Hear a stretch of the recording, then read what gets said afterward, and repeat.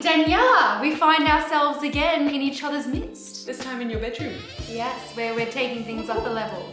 I thought we would do a few videos. This one will go up on my channel and we're going to discuss in our first video paranormal activity.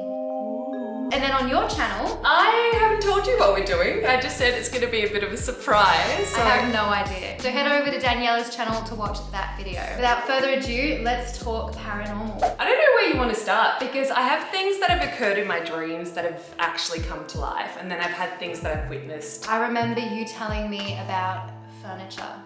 Oh yes, my stepdad used to go into deceased properties and remove furniture, and ever since he started coming to our house and bringing that furniture at Mum's house where she used to live, I started experiencing really odd things happening around the house, and on 2 occurrences I actually had an interaction with a ghost. Yeah, so the first time was when I was on the kitchen floor packing Christmas presents, and this little boy appeared just holding a teddy bear. Did not speak to me, did not say anything. Just simply was observing like what I was doing on the kitchen floor while packing Christmas presents. I was at the house by myself that time, and you know, with things like this, I think kind of second guess yourself even a little bit. I would start thinking, all right, where's the closest mental institution because I'm going into psychosis again. You know, you would question your sanity because it's like, did I see something? Am I hallucinating? I remember you saying you saw him clear as day. Did he make eye contact with you? Yeah, so he was making eye contact He with looked me. you. He looked me directly in the eyes. I'm getting so many shivers. Oh my goodness, you actually do have shivers. And it's interesting that you say your father would go to properties of people who had passed away and he would take the furniture. And what would he do? Would he sell it on? Or?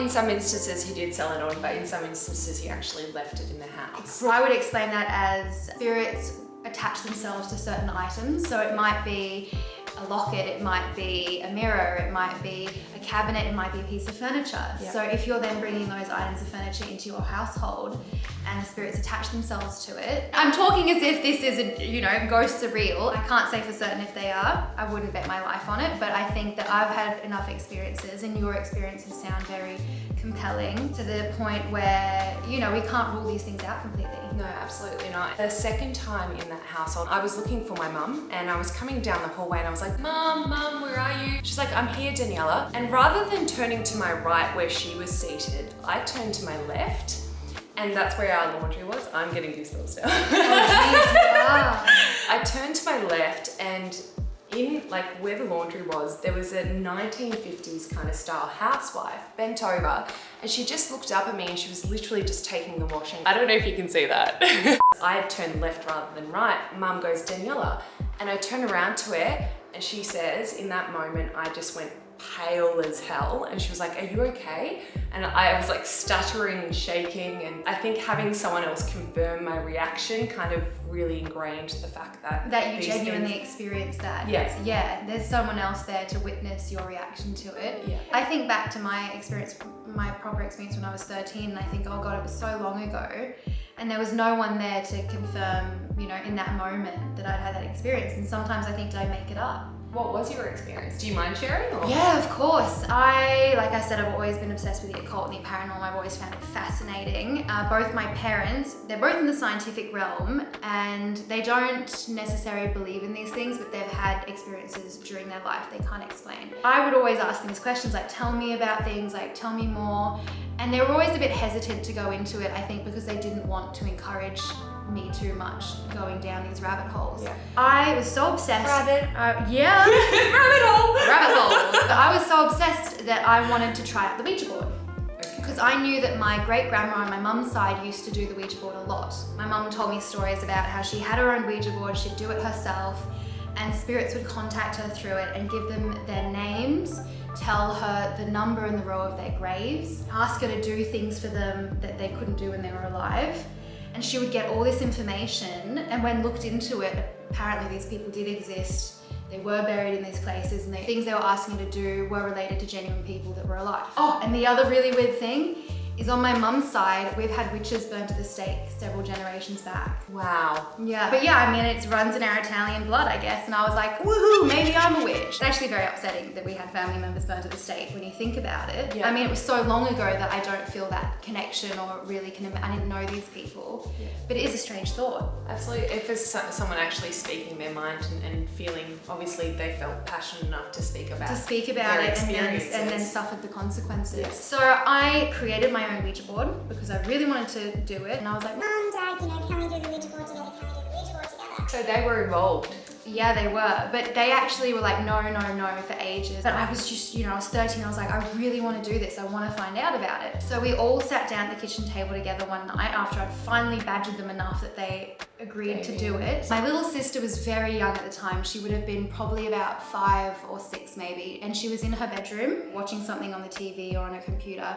We were in the dining room. My Ouija board I'd made was out on the table. I put an upside down wine glass on it, and my parents reluctantly sat down with me. Yeah. We all put 2 fingers on the wine glass, and then we started asking questions. Yeah. Very quickly, the wine glass started moving. Slowly, but it was moving around the board. Now, to be perfectly honest, I'm pretty sure most of what came out of it was gibberish. I, in my mind, was like, all right, I think it's saying the name is Elizabeth, and I think that she was 13. So I was sort of trying to get these jumbled letters and make sense of them. But overall, I don't think there was a clear message that came out of it. Anyway, we ended it. I don't think we probably said goodbye. We didn't do any of that. We just sort of ended it. My parents got up, and my dad was like, I hope you're happy, now you know it works, sort of thing. And at the time I was like, are you guys moving it? And they were just like, no. And my parents aren't the sort of people to purposely encourage those sorts of beliefs in me. So we ended it, and my dad went to check up on my sister afterwards. There's a strong smell of ozone in Zoe's room. And I was like, what do you mean? And he goes, all in her hair and in her room, it smells really strongly of ozone. Go and have a smell. And I went in, and I don't know what the smell of ozone's like, but my dad said that he grew up with toy trains. Apparently they gave off a smell of ozone, so it came back, that smell, and he's like, I know this smell, it's ozone, I remember it from my childhood. Never smelled it in the house before. It happened just after we finished the Ouija board. Googled it, did some research, and apparently ozone can be a byproduct of spiritual manifestation. Ooh. Yeah. Anyway, wow. I was excited because I was like, oh, I did the Ouija board, it kind of worked. I did have a weird sort of feeling, not a bad feeling, it was a bit eerie. And I went to bed that night. Our house is very creaky, I've got very creaky floorboards. You know if someone's walking around or coming towards you or in your room, you'll hear them. And I'd literally just lay down on the bed, and straight away I got tapped on the shoulder. Clear as day. It wasn't even faint, it was a clear tap with 2 fingers. Like, I remember the feeling. Tap, tap. Oh my God. Really clear on my shoulder. I had my back to the door, and I just sort of lay there like, that's odd. I wrote it all down in his diary at the time, all these weird experiences. And then the following morning, I told my parents, someone tapped me on the shoulder last night. It was really clear.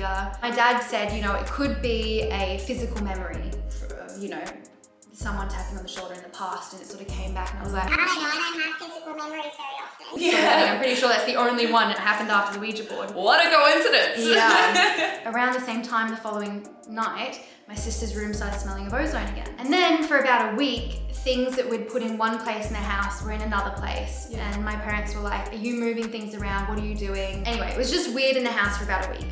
And then everything died down. So yeah, that's my personal experience. Did you not close off the board? Because I've heard on several occasions, if you are meddling in this realm, and I think it's such a personal experience, but a lot of people speak about making sure that you enter and exit with clear boundaries. And if you're someone that's potentially meddling with this particular realm for the first time, just being clear on your boundaries, and maybe even like surrounding yourself with a white light, and when you do exit, asking for permission to exit, particularly if you're on a Ouija board. That's what I've heard in my time. I haven't had any run-ins with boards myself. Yeah, I think it's a bit of a no-no not to meddle with boards. Like, you just don't do that sort of thing unless you're well-versed or there's a real need to do it. So you've had dreams that you've had that have then played out in reality. Yeah. 2 dreams that have played out in reality. I received a call from my deceased grandmother in my dream, and I turned around to Mum and I was like, Mum, Grandma's dead. Mum's like, no, just give her a call. And so I tried, and she didn't pick up the phone. And then I got a call back from Grandma, and she was calling me from the grave. And so in my dream, I saw exactly like the graveyard, the layout. I could see exactly where she was placed, and she was calling me to tell me that she had, like where she had been placed in the graveyard, there was a draft and she was really cold, to bring her a blanket. I hung up the phone, and that was my dream. And my grandmother is buried in Bosnia-Herzegovina, Mostar, and I hadn't been to the gravesite at all. And this gravesite, it's huge. Like, it's a really, really big gravesite. When I got there, I knew exactly where I was going because of what I had seen in my dream. So you had seen the grave in your dream? I had seen the grave in my dream as clear as day. And when I showed up to the graveyard, my aunt was behind me, and I just led the way, and she's like, hold on, how do you know where you're going? And that's when I kind of clicked. I was like, oh shit. I guess I don't, but I do, sort of thing. Yeah, because I had witnessed where my grandmother had been lying in. So that was number one. And then the second one, this is getting like deep and dark, but the second one, I actually told my fiance about my dream, and I had dreamt, so we both know someone mutually. I'm getting like really sweaty. Me too. I'm like, up a storm. I had a dream, our mutual friend, I saw him at the lights. So we were standing at the pedestrian crossing at the lights, and he, like, it looked like a lot of pressure was building up in his head. So you could kind of like see veins. This is my dream. And as he was crossing the road, I said, hey John, something looks wrong. Just go to the hospital and just get it checked out. And that was like in passing in my dream. It looked like he was having some kind of heart attack. And so the next day, in the physical plane, I was going to work, and I was waiting at the pedestrian crossing, which triggered my thought about the dream that I had. You remembered the dream, Yep. so you'd forgotten it, and then, yeah, it's funny that like something during the day will trigger a memory from a dream that you had the night before. Yeah, I got on the phone to my fiance and I was like, hey babe, I had a dream about John. It looked like a heart attack. And I even said to Ahmed, I was like, hey, if something happens to him, I'm a bloody witch. Like, I literally said that. That was the Thursday. That Sunday, he had a heart attack.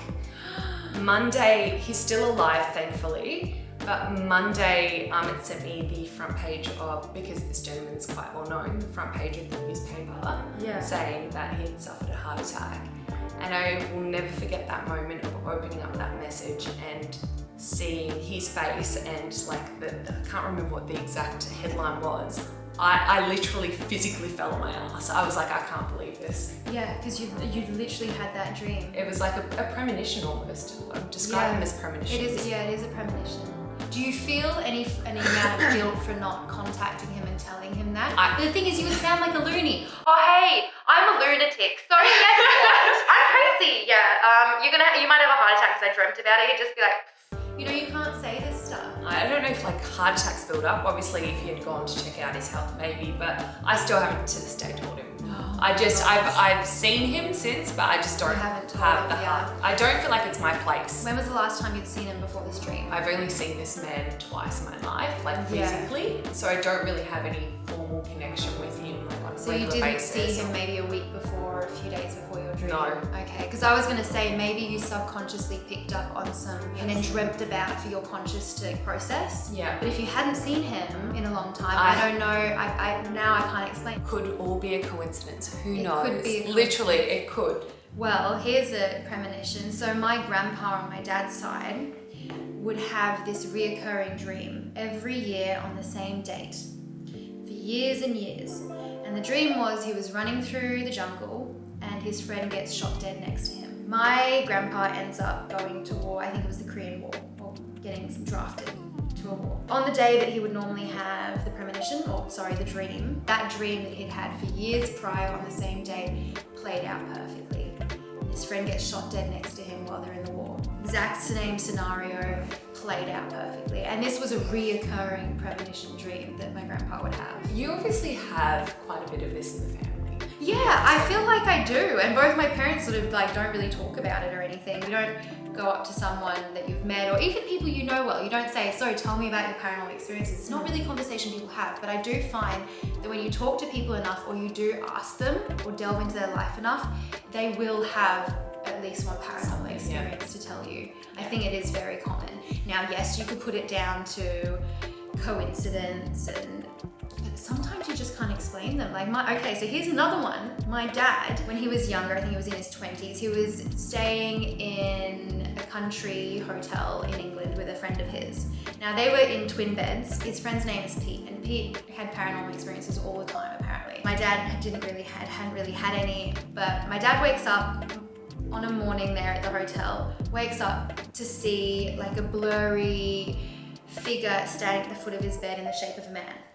Wasn't super clear, you couldn't see the face or anything, but there was that silhouette there standing at the foot of his bed.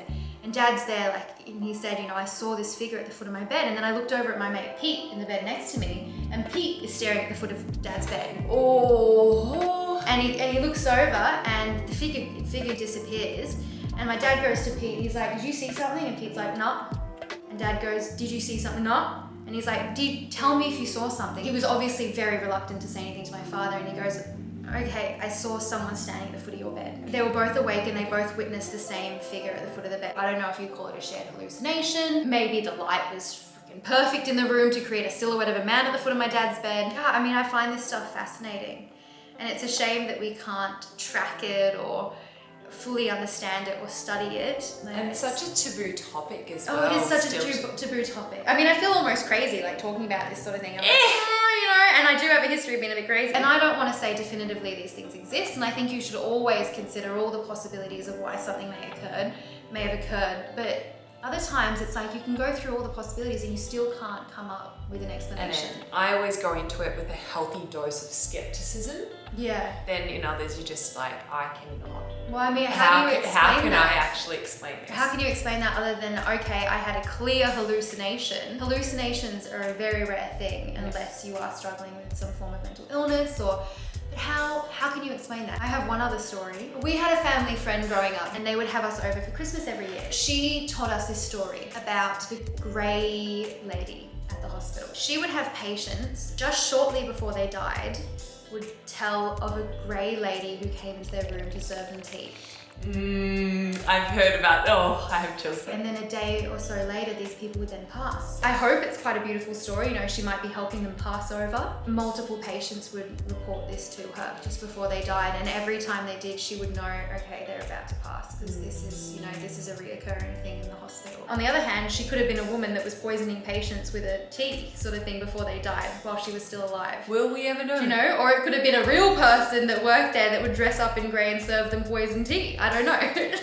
But I like to think, this is a caring deceased nurse or something that is helping them pass over by bringing them a warm cup of tea. Yeah. Can I share one more? Yes. This please. isn't, okay, so I had to make a decision whether I'd come back and stay in Australia after living in LA or whether I'd stay here in Melbourne. I had seen my mother and my cousin in Bosnia-Herzegovina and we decided to go for a walk that day.